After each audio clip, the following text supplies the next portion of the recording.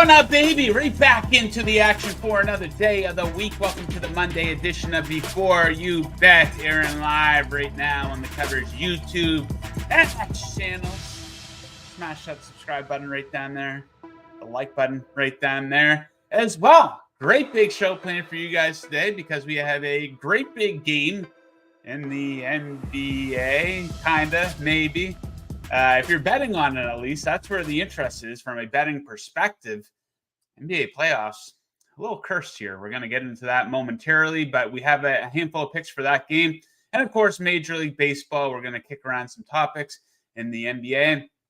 Off the top, I hope your week's off to a great start. My week is off to a fantastic start. I just got done interviewing George St. Pierre for a bit of a partnership there we have with Bet99, a UFC pay-per-view, UFC 302 going down this weekend. So stay tuned for that content later on in the week. He had some very interesting things to say. Okay, so from George St. Pierre to Jon Metler, let's bring our guy in. Johnny, how you feeling here on this Monday morning? I can safely say I never thought my name would be mentioned in the same sentence as George St. Pierre. That was I feel like we should take that back. That's insane to put it in the same sentence. There we go. Yeah, one of the no exaggeration. I've interviewed him. That was the third time I interviewed him this morning. I did one time in person, one time over Zoom. Today was over Zoom as well. Absolute career highlight for me every single time I talk to the guy. Massive fan. So super cool opportunity that I do get here at Covers. So Metler, I don't know, not a whole lot of enthusiasm towards this game here tonight. A lot of the juice has been sucked out of the NBA playoffs. And it's no one's fault, really. You can't really point a finger at the NBA and say, hey, the NBA has to do better here. But these playoffs are cursed completely. Not a whole lot of excitement here. Some excitement with the Knicks and the T-Wolves there last round, I guess. But we've seen 5 series end in 5 games or less. We've seen a lot of blowouts in these playoffs. And you can make an all-star team out of the players who've missed all or some games here in the playoffs so far. Of course, Giannis and Damian Lillard, Kawhi, Zion, Donovan Mitchell, and Halliburton missing time now. OG for the Knicks. Embiid was all beat to shit. And then another nightmare here for the NBA. We could potentially have 2 sweeps here in the conference finals. The NBA finals do not start until a week from Thursday. So we're looking at potentially more than a week layoff here for the NBA. Now, that's something they might want to revisit, having a hard start date. Producer Mick, very unhappy with that in our pre-show meeting, by the way. But what I will say, so cursed a little bit here in these playoffs. I think Jon Metler, did he disappear, Mick? Oh, there he is. I thought your power went out again like a week ago there. But what I will say, so the playoffs cursed a little bit here so far, but we do have the potential for an amazing storyline here in the NBA Finals that looks like it's going to happen. And what I'm talking about is the enemy is returning. Kyrie going to Boston, but the unique and ironic thing is most people will be cheering for Kyrie out of this. This guy, I talked about it, he's done a complete 180, kind of, I don't know if you say reinventing himself a little bit here, but this is why we give people second chances, right? And Kyrie proving himself, becoming a bit of a fan favorite. But what do you think, John? Are these playoffs cursed or what? Yeah, there's been so many injuries. You do kind of wonder, like, they put in all the load management stuff and then for the regular season, and then we just saw a lot of people they all followed the rules essentially. And now we've lost so many superstars throughout the playoffs here. You kind of wonder how teams will approach it next year. Like, I know even Tyrese Halliburton, he was talking about during the regular season because he had the hamstring injury that he has right now. And he was talking about that he wouldn't have come back as early as he did. And then they did kind of that thing where they're manipulating his minutes because he wanted to make All NBA and he thought he had a chance to make All NBA. And the only way you can get a Supermax contract is by making All NBA. So he kind of like rushed his way back because he had to play those 65 games. Now we're kind of in the Eastern Conference Finals and his hamstring's a problem again. So like, I do kind of wonder if they'll revisit like the load management thing. In terms of Kyrie, I don't know if it's so much people want to root for Kyrie. I think it's more people are just love that the Celtics still haven't won an NBA Finals with Jason Tatum and Jaylen Brown. I think the social side, like Maverick Celtics, is going to be theater on Twitter or X or whatever you want to call it. It's gonna be hilarious. Yeah, I'll probably be retweeting a bunch of stuff. It's just a good matchup from like a storyline too. Like you have the Doncic Porzingis thing too, right? They were teammates, so there's more than just even Kyrie there. So I think that's gonna be a fun series. I'm excited for that series. Yeah, it's a drama of the absolute highest order. Now the Celtics just getting break after break, and I kind of poked fun at them on Saturday night, saying the Celtics are basically playing the equivalent of the Washington Wizards every round. And a couple people came at me and said, "Hey, Joe, it's not their fault who they're playing," and that is absolutely true. But what I will say is, I do think that the fact that they're not getting battle tested, and we're seeing these situations where they're kind of playing with their food a little bit, is I think this is going to hurt them, man. It reminds me of Gonzaga in college basketball every year. Yeah. They just rip through the regular season. They beat the shit out of inferior competition all regular season. Then they get to the tournament and they absolutely flop. And, Celtics, some people call them soft. I don't know if that's really fair or not, but Luka's an absolute killer. I don't think you could really say that about Jason Tatum. So we're in agreement that the soft kind of schedule, soft path to the finals, not exactly helping the Celtics, is it? No, and I put that out on Twitter last night. I think we talked about this months ago. I don't know if we talked about it on air. I remember talking about it with Mick and you in a meeting in some capacity where when the Celtics were like plus 220, kind of in the middle of the regular season there to be the favorites to win the NBA Finals. It always bothered me. Like I always 1 through 5, I thought they had easily the best roster, but it always bothered me that like if you get to a series against a team from the West and like pick a team from the West, I think we use the Mavericks as an example. It's like it's a superstar league, and are the 2 best players in that series they're on the Mavericks? Are they not? Like I mean, Luka Doncic to me is the best. That's not debatable. We can debate Jaylen Brown, Jason Tatum versus Kyrie Irving kind of thing. I personally would go Kyrie Irving, especially with the way all 3 of them are currently playing. I mean, it's obviously close, but just in a thing, when you're coming in as a massive favorite in a league that favors superstars, that's it. To me, it's scary. It's just, I find it very ironic that the Celtics are such a big favorite in that kind of scenario. I actually jumped ahead. I grabbed the look ahead line. I got Mavericks plus 230 to beat the Celtics in the NBA Finals. So that's an incredible number. Now, everybody, I said this on, I think, Friday's show, everybody outside of Boston and Celtics fans will be cheering for Kyrie and the Mavericks in that series. If you disagree, hit up the live chat. Let me know why you would take the Celtics over the Mavs. But one last thing here, John, before we get into the picks. People are turning on Anthony Edwards. 1 week he's Michael Jordan, the next week he's Harold Miner. And it's kind of funny how we do this in sports, right? We build people up to tear them down. You're seeing shades of that a little bit, even in the NFL, the Golden Boys. Some people starting to turn on Patrick Mahomes and poke fun at him a little bit. But it is unfair. It's unfair that they build Anthony Edwards up the Michael Jordan comparisons. Like, give me a break here, guys. And now he doesn't live up to these expectations, and people start to turn on the guy. It's complete bullshit how that works out. Now he's not playing well. They're down 0-3. So maybe a lesson for sports fans and sports bettors, like, let's not get too ahead of ourselves here, guys. Let's let the story finish out. Let's see if he can, actually go on to win a championship or, pull through here. But what do you think of people turning on Edwards here? Yeah, it was kind of not funny, but like same thing. You saw the Michael Jordan comparisons on Twitter, and then after game 2, I saw people calling him Dion Waiters, which was just like so drastically the other way. I mean, to me, he's 22. He's still, I think, it's one thing to score 30 points against the league teams in the league who are ranked 16 to 30 or even 10 to 30. Like, you're in the Final Four here, so like defensively, you're seeing coverages, adjustments, and everything's on you. And like even when you go through a regular season, you kind of catch a team on a back-to-back or 2 games, whatever, in a certain amount of days. Like, obviously they have a scouting report on you, but like, this is way different. Like, you're playing, everything is focused on you. They're watching film. It's all about you, everything. And they have really good defenders on the team. It just gets even more difficult. The big thing for me with Anthony Edwards, I would say, is I don't think he, like, to a degree, I feel like he thinks the defense is more capable of stopping him than they actually are. And I'm just always surprised sometimes he gets going downhill or he makes a pass or he doesn't try to like force his way to the rim. Like, you just look at that play last night against Daniel Gafford where he put him on an absolute poster.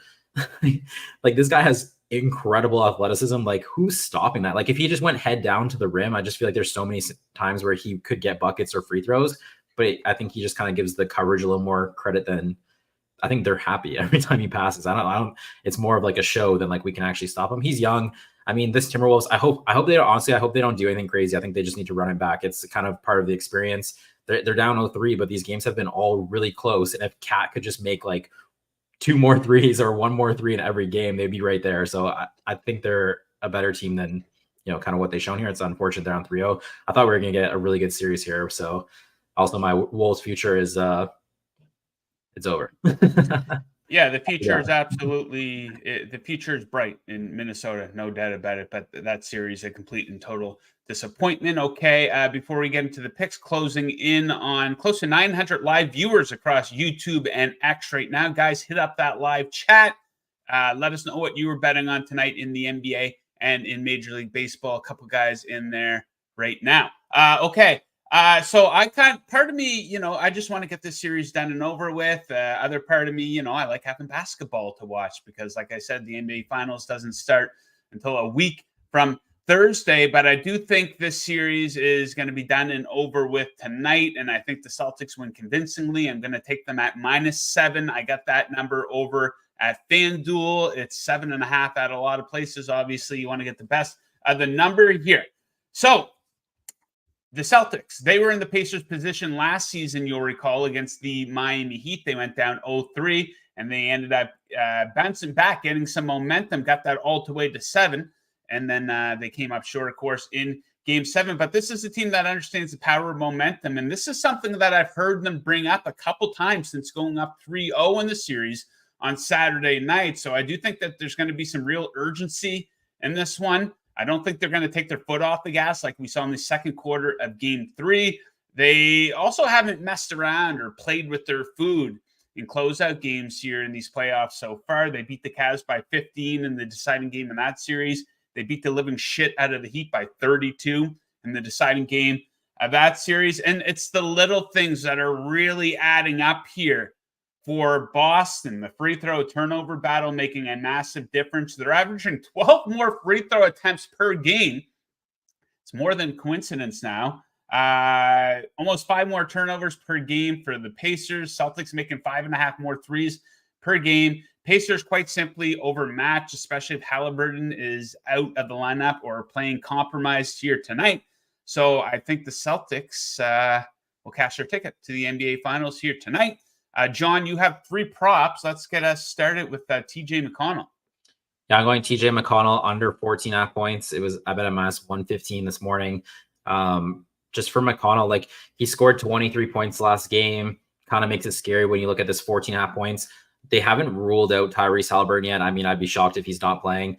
I'd be shocked if he is playing. I don't think he's playing at all. But the thing is, this on Game 3, McConnell, they kind of had it like half price and they had to bump it up once he was officially ruled out. This one, the 14.5, he's being priced as if Halliburton's not playing. So really you only stand to gain from going under 14.5 points if you do get lucky and Halliburton, I guess, does decide to play. I don't think it's happening. I don't think he's playing. But also just for like McConnell, he's kind of someone, like he is extremely efficient and he stuffs the box score in his 20 minutes of play. But when you expand his minutes to above 20, that like his production per minute just doesn't keep following that path. His efficiency kind of drops off. That's why he only plays the amount of minutes he does. So you look at Game 3, he plays 29 minutes. He has 23 points. He has a great game. But like how Game 3 played out, that was like the perfect scenario for him to get literally as many minutes as Rick Carlisle wants to get him. It was a close game. They're winning. It was a close game in the fourth quarter. They ended up losing it at that point, but he didn't have foul trouble, all those kinds of things. And now you go, like, I look at this 14.5 and I bumped his like projection up to 30 minutes and he doesn't really ever play 30 minutes. You can go look at his box scores throughout the whole year. I think he went over 30 minutes once. And even at 30 minutes, I still have an edge at the under 14.5. So to me, that's like the best case scenario for him. And we still have an edge. I do think there's a chance he just doesn't even see those minutes tonight. They're an 8-point underdog or 7-point underdog. They're down 0-3. You're kind of, you don't have your best player. You kind of gave it your all in Game 3. McConnell, he also was like, he's someone who has to like work incredibly hard. And like in Game 2, it was a blowout and Rick Carlisle didn't play him in the blowout. You think of him as like a bench player and he should see elevated minutes of blowout. That was not McConnell. He went to even deeper into his bench. So I do think there's kind of a chance that McConnell goes under his minutes. But the fact that we have an edge at the elevated 30 minutes, that's why I'm going under for sure here, under 14.5 points. Okay, next up, Al Horford. You have a little dinky bet for him, and I love these little dinky plays. Break this one down for us. Yeah, it's Al Horford over 1.5 assists. Actually, honestly, all three of these bets, if you go look at box scores from the first 3 games, you're probably not going to place any of them. But that's kind of, they're always adjusting off of what's happening. So when he's gone under in all 3 games, he only has 1 assist in all 3 games, which is obviously scary. But that total has moved from 2.5 to 1.5, increased juice on the 1.5. But when your total is already so low for an assist prop like this, and 2.5 to 1.5, it's only 1 assist, but that's a big probability move. And like you look at Horford, and it's not even that like he only has the 1 assist, but he has 13 potential assists. He's averaging 4.3 per game in this series. I mean, that's a great number for someone who's trading at 1.5 minus 145. He's really just been incredibly unlucky that they're not converting. And at some point that will flip. And I do think there's a chance. So like even at those numbers, I would be very comfortable playing this 1.5 minus 145. But you look at game 3, he banged 7 threes. It was a huge problem for the Pacers defense. You just can't leave him open for that amount of shots. If there's some form of effort to like run him off the line or like close out to him or just be even aware of where he is as a shooter, that could result, 1 better closeout. It's 1 more potential assist because he's going to swing it to another 3-point shooter type thing, or he might, feed someone on a cut. So if the Pacers make a little bit of an effort to like close out on those 3-pointers for him, his potential assists could be on the rise. So I do think there's a chance for more potential assists, and really you're just kind of betting that water kind of finds this level with those potential assists converting. So 1.5, I'm going over 1.5 minus 145 for Horford.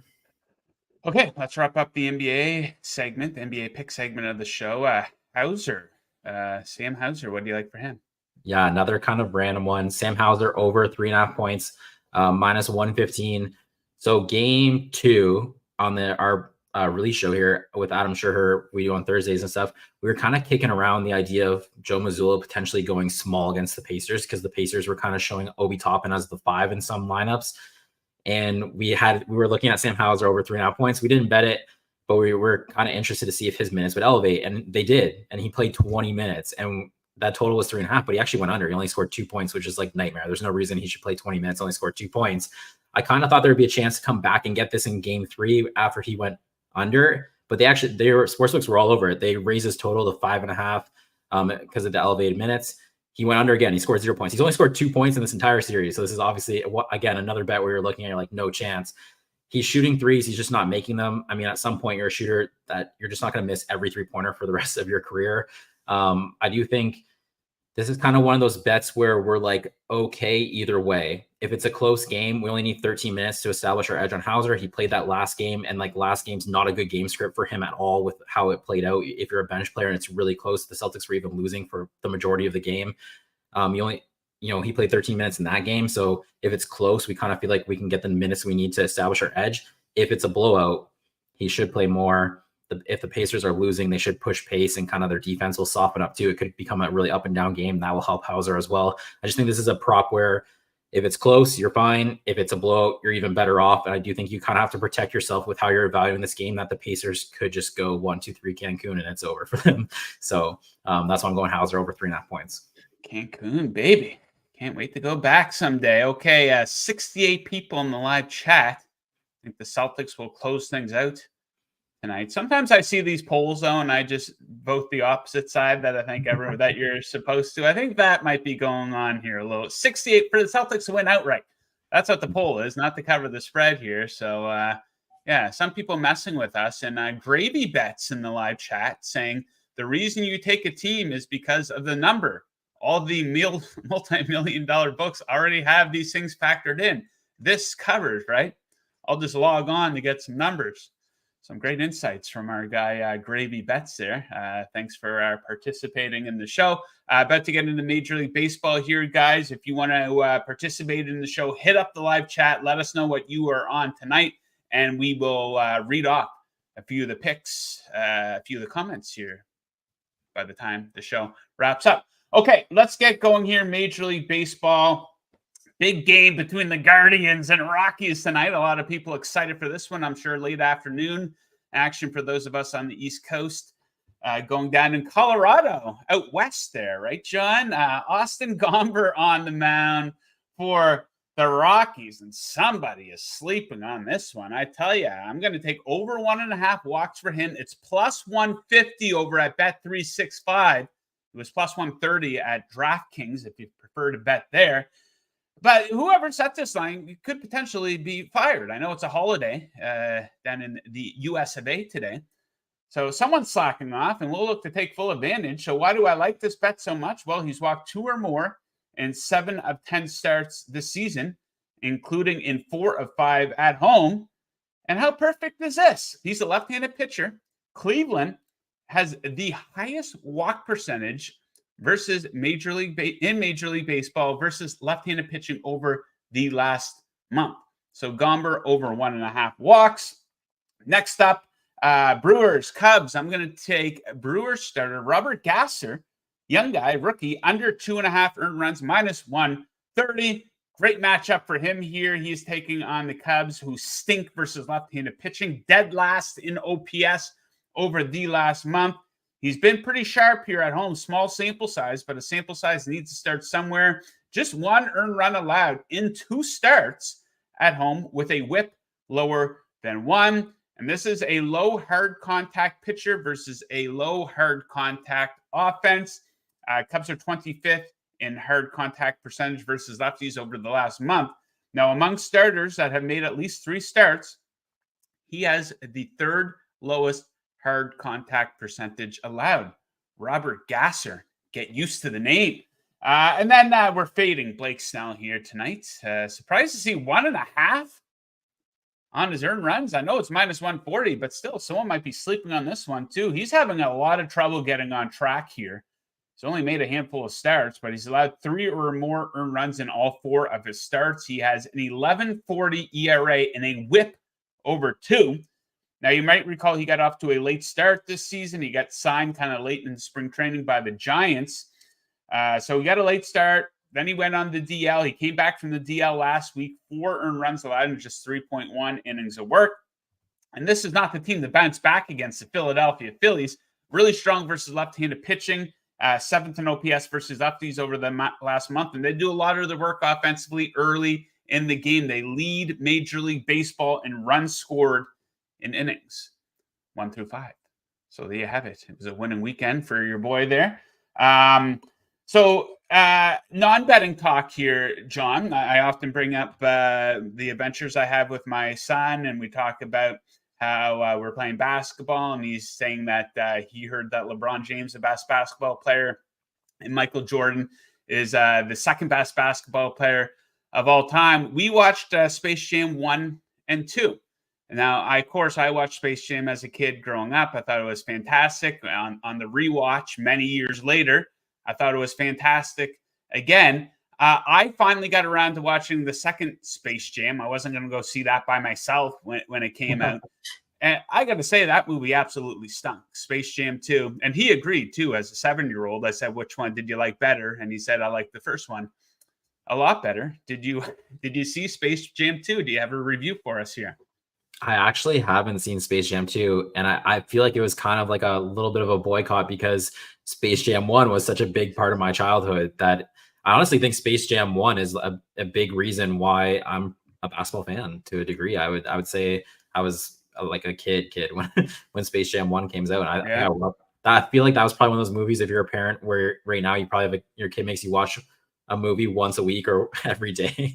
That was Space Jam for me. So I feel like I just didn't go watch Space Jam 2 because I just want to keep Space Jam 1 as Space Jam 1. That's was it for me. I'm good with that one. Don't waste your time. I know I'm 3 years late on my Space Jam 2 review, but it was LeBron was this overbearing father whose son enjoys video games more than basketball, and they made LeBron act a lot in it. Like if you watch the first one, Michael Jordan, he has some lines and stuff, but he's not like acting and showing emotion and stuff like that. But it was I couldn't wait for it to end. And I'm a LeBron James apologist. I'm not one of these guys that bashes everything LeBron does, right? Which one did your kid prefer? Oh, the first one. Oh, so that kind of throws a wrench in his LeBron James is better than Michael Jordan too, a little bit. Yeah, potentially. So yeah, he's becoming a fan. We got a little hoop in the yard, and so we'll push him towards baseball in the summer, hoops in the fall and winter. Okay, John, I think we're going to leave it at that. I don't know if we're going to be talking about a game when we're back on here on Wednesday, hopefully, but we will be back Wednesday either to talk about an NBA game that's taking place that night, or maybe the next night, or maybe we'll be doing a betting preview of the NBA Finals. And of course, we're going to have some baseball for you. We're going to have some golf for you on Wednesday too. We introduced Neil Parker on the show last Wednesday, who comes on. What a debut, goes 3-0. So he's excited to join us again. We might get into some WNBA at some point over the summer. We're going to have some great Olympic basketball. Can't wait to do that. Then probably by the time August gets here, we'll get deep into the NFL futures as we count down to the start of NFL and college football season. So it's still a lot to do here, even though the NBA games are starting to dwindle down here a little bit. John, let the people know what you got going on the rest of the week, though, here at Covers. Well, first off, shout out to Neil Parker because he kind of burned himself by coming on this show because we have a golf pool here at Covers, and I end up using Keegan Bradley because of his breakdown on Keegan Bradley, and he got T2, so I got a bunch of money in the pool, and me and Neil both used him, so he kind of burned himself there because I was able to steal the money that he also would have won in the pool, so that's kind of funny. But lastly, if you want to see NBA content, we're throwing up articles today. I think they're already posted on the covers.com website. You see a breakdown of the props I already gave out. You can follow me on X at Jon Metler. And then also we have our NBA release show. That will be Tuesday and maybe Thursday, 10:30 a.m. So tomorrow we'll have the Western Conference game 4 at Tuesday, 10:30 a.m. You can watch me and Adam Schuher, and we release some picks, and Adam's up units on the year. So make sure you check that out. There we go. Shout out to our guy, Nairobi Pittman, in the chat saying, I always like to share the show on Twitter. Nairobi Pittman, a longtime follower of mine. We appreciate your viewership. We appreciate everyone tuning into the show today. Best of luck with your bets tonight, especially if you're tailing the ones we gave out on the program here today. We will catch you guys again on Wednesday. We'll see you then. Best of luck. Enjoy the basketball tonight.